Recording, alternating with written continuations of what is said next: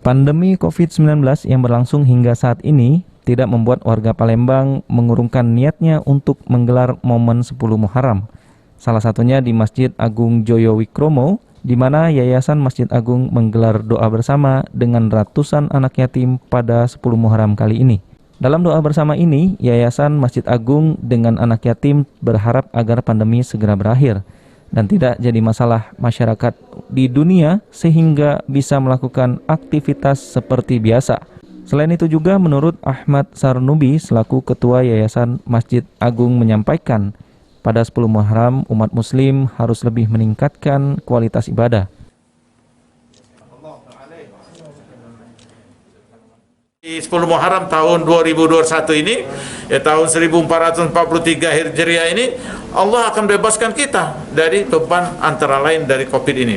Mudah-mudahan setelah 10 Muharram ini kita harapkan Allah mengangkat COVID ini ya untuk tidak lagi menjadi masalah atau beban bagi masyarakat atau rakyat di Indonesia ini khususnya dan di dunia. Selain menggelar doa bersama, dalam momen 10 Muharram ini, para anak yatim yang datang juga mendapatkan santunan sesuai anjuran dari Rasulullah SAW.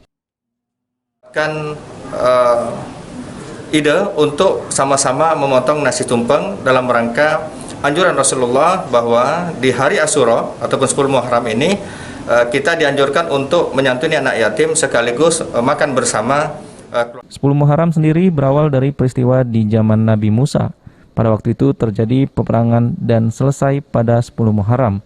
Sehingga waktu itu umat non-muslim dan Yahudi berpuasa, dan melihat hal tersebut Nabi Muhammad SAW menganjurkan umat muslim pun berpuasa di 10 Muharram ini.